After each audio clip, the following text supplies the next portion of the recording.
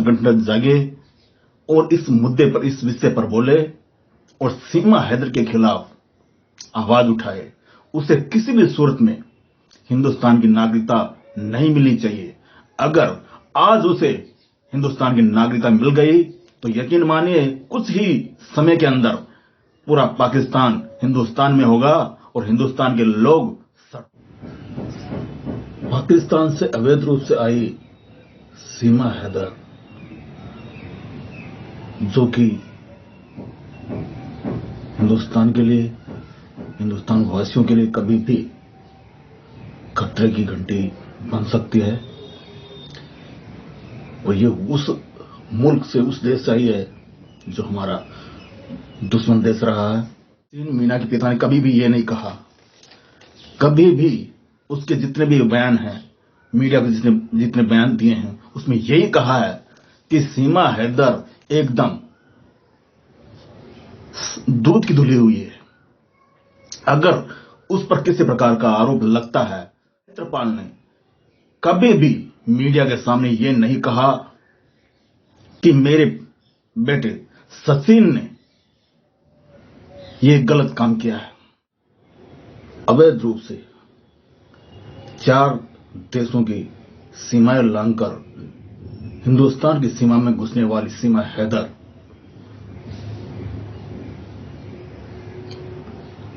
आज जो हिंदुस्तान में सुर्खियां बनी हुई है, मैं समझता हूं कि जो अपने मुल्क की, अपने देश की, अपने परिवार की, अपने पति की नाप हुई हो, वो हिंदुस्तान की कैसे होगी, वो सचिन मीना की कैसे होगी, जिसने अपने परिवार को छोड़ दिया, अपने बच्चों की परवाह नहीं की। वो या तो एक आतंकवादी हो सकती है या जासूस हो सकती है। और मैं देखता हूं, समझता हूं कि ये बहुत जल्दी सामने आने वाला है। सचिन मीना के पिता की आंखों पे जो चश्मा लगा हुआ है वो उतरने वाला है और जल्दी ही हिंदुस्तान के सामने सीमा हैदर की सच्चाई सामने आने वाली है। सीमा हैदर जिस प्रकार से ड्रामे कर रही है, जिस प्रकार से लोगों को, देशवासियों को इमोशनल कर रही है, वो एक जासूस कर सकते हैं या आतंकवादी कर सकती है। मुझे बड़ा दुख हो रहा है कि आज वो राष्ट्रवाद की बातें करने वाले, हिंदू समाज की बातें करने वाले संगठन, वो नेता कहां है। इतनी सीमा हैदर दोषी है, उतना सचिन मीना है और उसका आज जो हिंदुस्तान में सुर्खियां बनी हुई है,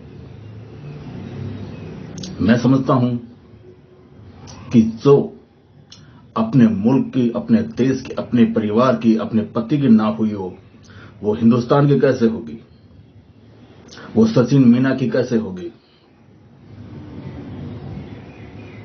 जिसने अपने परिवार को छोड़ दिया, अपने बच्चों की परवाह नहीं की। वो या तो एक आतंकवादी हो सकती है या जासूस हो सकती है। और मैं देखता हूं, समझता हूं कि ये बहुत जल्दी सामने आने वाला है। सचिन मीना के पिता की आंखों पे जो चश्मा लगा हुआ है वो उतरने वाला है और जल्दी ही हिंदुस्तान के सामने सीमा हैदर की सच्चाई सामने आने वाली है। सीमा हैदर, एपी सिंह ने सीमा हैदर को एटीएस, अन्य एजेंसियों की क्लीन चिट दिए जाने के बिना ही भारत की नागरिकता दिए जाने की राष्ट्रपति से मांग की है। मैं इस वकील से पूछना चाहता हूं कि वो क्या इस साजिश में शामिल है। मैं उससे पूछना चाहता हूं कि उसे इतनी जल्दबाजी क्यों है, उसमें इतनी जल्दी क्यों है कि उसको सीमा हैदर को भारत की नागरिकता दी जाए, जबकि अभी तक यह साबित नहीं हुआ कि वो जासूस नहीं है, वो एक आतंकवादी नहीं है। अभी कई जांचें होना बाकी है।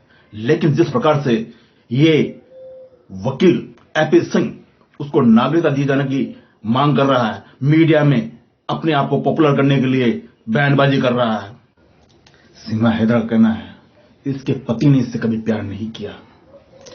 तो गुलाम हैदर हर महीने इसे 70,000 रुपए 80,000 रुपए क्यों भेजा करता था? उनके